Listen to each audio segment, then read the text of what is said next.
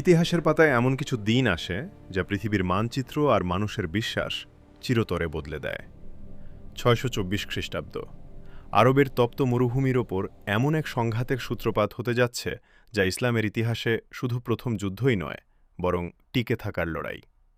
মক্কার কুরাইশদের অত্যাচার সইতে না পেরে মুসলিমরা মদিনায় হিজরত করেছিলেন, কিন্তু শান্তি সেখানেও অধরা। কুরাইশরা মুসলিমদের নিশ্চিহ্ন করার ছক কষছে, আর ঠিক এই প্রেক্ষাপটেই রচিত হয় বদরের রণভূমি।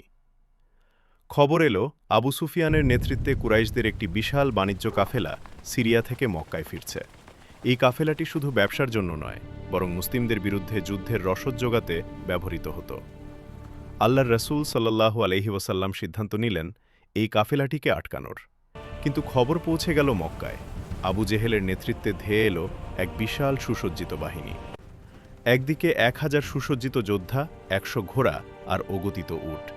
অন্যদিকে মুসলিমদের সম্বল মাত্র ৩১৩ জন মুজাহিদ। তাদের না ছিল পর্যাপ্ত অস্ত্র, না ছিল যুদ্ধের ঘোড়া, কিন্তু তাদের যা ছিল তা পৃথিবীর কোনো বাহিনীর ছিল না, আর তা হল অজেয় ঈমান। রাসূলুল্লাহ সাল্লাল্লাহু আলাইহি ওয়াসাল্লাম যখন সাহাবীদের মতামত চাইলেন, আনসার নেতা সাদ বিন মুয়াজ দাঁড়িয়ে বললেন, হে আল্লাহর রাসূল, আপনি যদি আমাদের নিয়ে সমুদ্রে ঝাঁপ দিতে বলেন, আমরা তাই করব, আমাদের একজনও পেছনে থাকবে না। এই ছিল বদরের যোদ্ধাদের ঈমানী শক্তি। ১৭ই রমজান, যুদ্ধের আগের রাত। আকাশ থেকে ঝরছে রহমতের বৃষ্টি।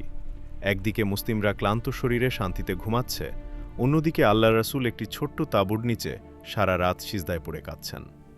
তিনি দোয়া করছিলেন, হে আল্লাহ, যদি আজ এই মুষ্টিমেয় দলটি ধ্বংস হয়ে যায়, তবে পৃথিবীতে তোমার ইবাদত করার মতো আর কেউ থাকবে না।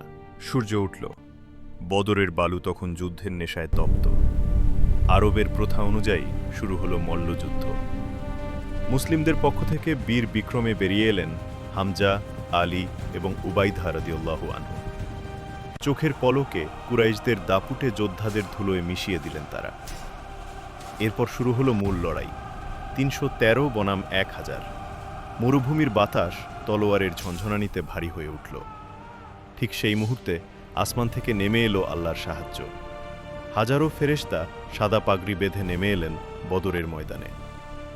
কুরাইশরা বুঝতে পারল না কি ঘটছে। তাদের সুশৃঙ্খল বাহিনী তাসের ঘরের মতো ভেঙে পড়তে শুরু করল। মক্কার প্রতাপশালী নেতা আবু জেহেলের দম্ভ সেদিন ধুলোয় মিশে গিয়েছিল। ৭০ জন কুরাইশ নেতা নিহত হল, আর বন্দী হল আরও ৭০ জন।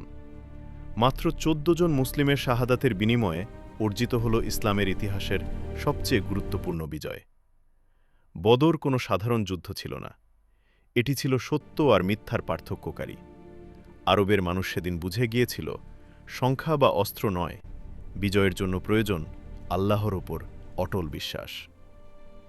আজ ১৪ বছর পরেও বদরের সেই ৩১৩ জন মুজাহিদের বীরত্বগাথা আমাদের হৃদয়ে ঈমানের মশাল জ্বালিয়ে দেয়।